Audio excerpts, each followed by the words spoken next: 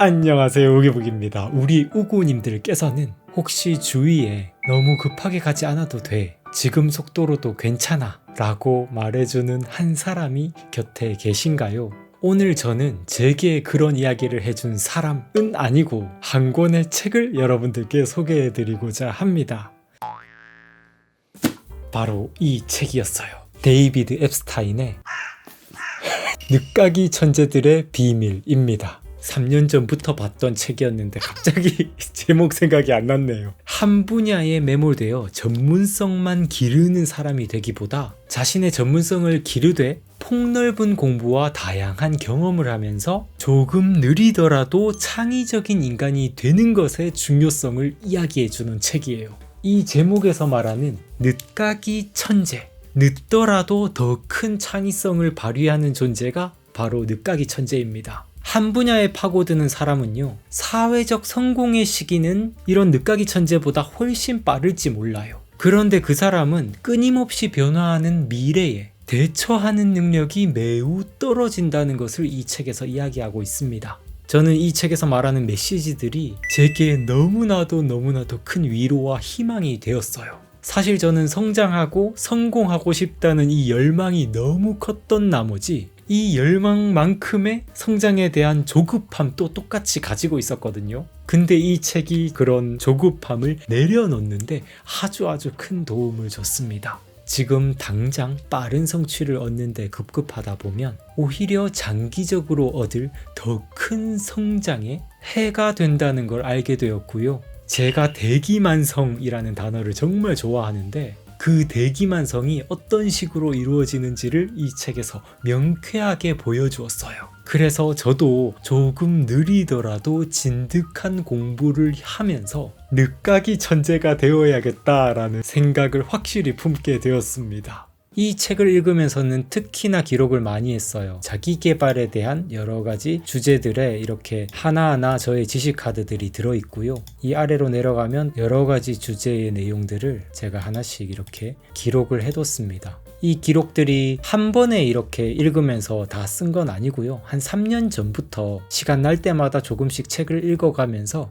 중요한 깨달음을 줬던 그런 내용들을 이렇게 기록을 해둔 거예요. 그래서 여기서 몇 가지 우리 우구님들과 공유하고 싶었던 대목들을 같이 나눠보고 싶어요.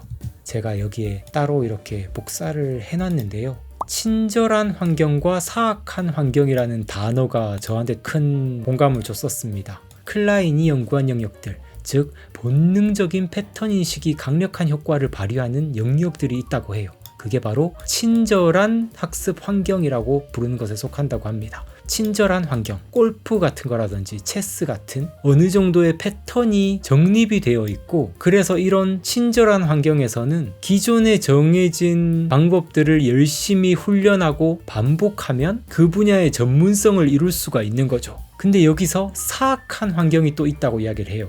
사악한 분야에서는 게임의 규칙이 불분명하거나 불완전할 때가 많으며 반복되는 패턴이 있을 수도 있고 없을 수도 있으며 아예 있는지조차 명백하지 않을 때도 있고 피드백이 늦어지거나 부정확하거나 양쪽 다일 때도 많다라고 이야기를 하면서 이렇게 친절한 환경과 사악한 환경을 대비해주고 있는데요. 이 두 번째 지식 카드에서도 또 이렇게 이야기를 해요. 가능한 한 거의 벗어나지 않으면서 기존 성과물을 재창조하는 것이 목표인 친절한 환경에서는 전문가들의 팀이 탁월한 능력을 발휘한다. 그러나 경로가 불분명할 때 틀에 박힌 절차는 더 이상 먹히지 않는다라고 하면서 어떤 전문성의 장단점을 이야기를 해주고 있습니다. 장점도 명확합니다. 그쵸? 예를 들어 수술하는 외과의는 전문성이 필수예요. 그래서 의사 같은 직업은 전문성을 가지는 게 되게 중요한 거죠. 어떤 수술적 치료를 하려면 똑같은 수술 작업들을 계속 반복할수록 그 사람의 이 수술 실력이 월등해질 겁니다. 스포츠 분야도 비슷하고요. 어떤 특정 기술을 반복함으로써 그 기술을 발현하는 시간을 계속해서 줄이고 특정한 상황에서 그 기술이 바로 발휘되도록 만드는 게 이 스포츠 선수들의 과제잖아요. 그래서 이런 어떤 친절한 환경에서는 전문성이 필수입니다. 그래서 정리를 해보자면 전문성이라는 건 성과 재생산 능력입니다. 과거에 먹혔던 걸 다시 이뤄내는 능력이죠. 그러면 반대로 폭넓은 사고는요, 기존에 없었던 성과를 창조해내는 능력입니다. 혁신 능력이에요. 물론 어떤 분야든 기존의 성과를 재생산하는 전문성도 필요하고 그걸 또 새롭게 혁신하는 창의력도 똑같이 필요하겠지만, 이 책에서 특히나 강조하는 건 우리가 살아가는 이 사회는 지금 계속해서 변화하고 있고, 그리고 앞으로 우리에게 정말로 필요한 건 폭넓은 사고라는 것입니다. 직업 수명은 점점 짧아지고 있고 우리가 앞으로 길러야 할 능력들이 너무나도 달라져요. 어떤 능력이 앞으로 미래 사회에 필요한지, 어떤 능력이 더 이상 필요하지 않은지 예측하기가 너무나도 힘든 사회를 우리는 지금 살아가고 있어요. 세상이 가면 갈수록 더 사악해지고 있는 거죠. 또 공감 가는 대목이 있었는데요. 여기에서 여우와 고슴도치라는 어떤 비유를 해서 이렇게 표현을 하는 게 있었는데, 큰 것 하나를 파고드는 시야 좁은 고슴도치, 얕게 많이 아는 통합가 여우라고 이렇게 표현을 하면서, 고슴도치형 전문가는 깊지만 좁았고요. 어떤 사람들은 평생을 한 문제만 연구하면서 보내는 이들도 있었다고 합니다. 그런데요, 고슴도치는 자기 전문 분야 내에서의 장기 예측 능력이 유달리 떨어졌다. 그들이 자기 분야에서 학식과 경험을 더 쌓을수록 사실상 예측 능력은 더욱 악화되었다라고 이야기를 하는데, 즉 말하자면 이 좁은 분야에 내가 전문화되면 전문화될수록 그 속에 이미 규정되어 있는 질문과 답을 빠르게 도출하는 실력은 아주 1등급이지만 기존에 정립되지 않은 사실들, 말하자면 장기적으로 어떤 일이 어떻게 벌어질 것인가, 이런 예측 능력에 있어서는 전문화가 큰 도움이 되지 않았다고 이야기를 하는 거죠. 저도 이 부분을 읽고 나서 내가 어떤 한 분야에 매몰되는 걸 정말 조심해야 되겠구나 라는 생각을 하게 됐고요. 이거를 또 일본의 작가 사이토 다카시도 그걸 전문가 바보라고 표현을 하더라고요. 제가 따로 발췌해 놓은 문장이 있는데요. 한 분야에만 능통하다는 것은 거꾸로 말하면 그 외의 분야에는 매우 취약하다는 것을 뜻하기도 한다. 자칫하면 전문가 바보가 되어 편협한 생각만을 하게 될 수도 있다. 여기서 전문가 바보라는 말은 자기의 전문 영역에만 빠져 보편적으로 이해하고 분석하는 능력을 갖추지 못한 사람을 이르는 말이다. 똑같이 내면에 나무를 많이 옮겨 심은 사람이라고 해도 전문가 바보가 되는 오류에 빠진 사람은 같은 종류의 나무만 잔뜩 있어 숲은 무성할지언정 스스로 다양한 생명을 키워내고 발전하는 생태계를 만들지는 못할 것이다 라고 이렇게 이야기를 하는 대목이, 제가 이 내가 공부하는 이유라는 책을 읽다가 발췌한 문장이었는데, 이 책에서 말하는 늦가기 천재와 완전히 상반되는 이미지죠. 우리의 정신이 하나의 숲인데 그 숲에다가 되게 다양한 종류의 나무들을 심어둬야 어떤 문제 해결 능력이 다양하게 응용이 될 수 있을 텐데, 한 종류의 나무만 심어놔버리면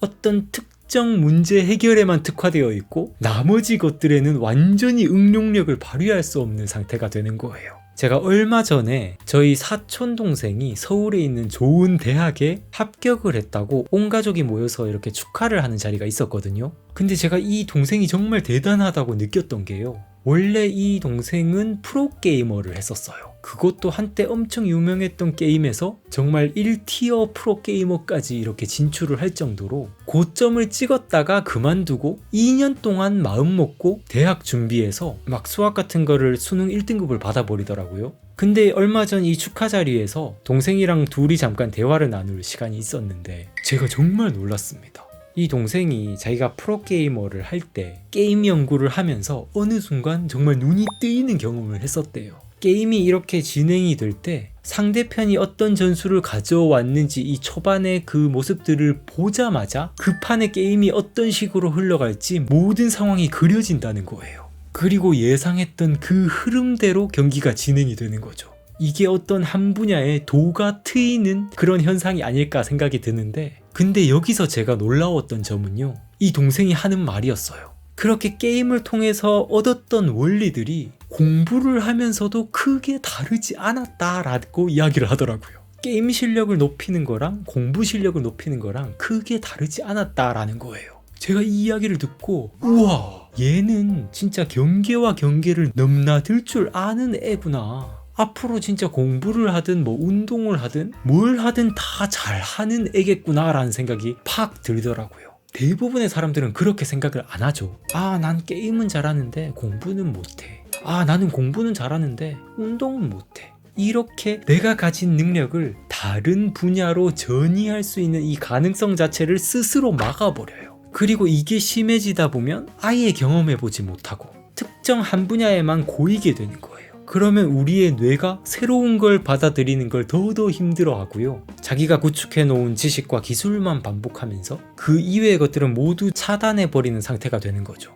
책의 이 구절도 공감이 됐습니다. 무언가를 더 다양한 맥락에서 학습할수록 학습자는 더욱더 추상적 모델을 구축하며 구체적인 사례에 덜 의지한다는 것이다. 그럴 때 학습자는 전에 접한 적이 없는 상황에 지식을 응용하는 일을 더 잘할 수 있고 그것이 바로 창의성의 본질이다. 이 구절은 진짜 앞으로도 계속 기억하고 싶습니다.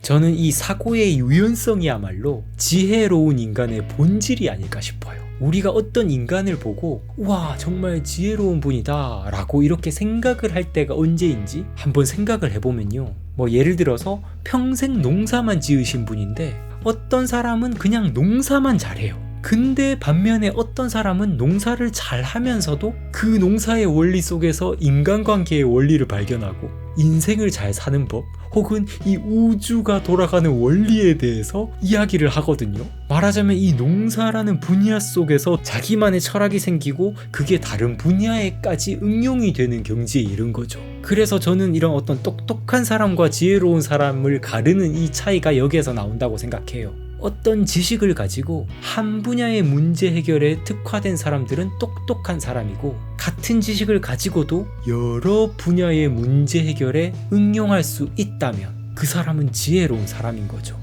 저도 이런 지혜로운 사람이 되고 싶어서요. 제가 이렇게 집중하고 있는 분야인 독서에 관련된 독서법이라든지 학습 분야라든지 이런 분야에 너무 매몰되지 않고 최대한 인문 고정도 열심히 읽고 철학도 열심히 읽고 과학 같은 것도 열심히 읽으면서 좀 더 지혜로운 사람이 되어 보자고 스스로를 이렇게 다독이고 있는데요. 그런 식으로 제 뇌가 자꾸 이렇게 경계를 넘나드는 경험들을 많이 할 수 있도록 노력을 하려고 하기는 하고 있는데 근데 이게 쉽지는 않습니다. 저도 좋아하는 분야를 이렇게 파고드는 것만 정말 좋아하는 사람이긴 해서 그래도 좋아하는 것에만 매몰되지 말자고 특히나 이 책을 읽으면서도 저 스스로에게 많이 이야기를 해줬어요.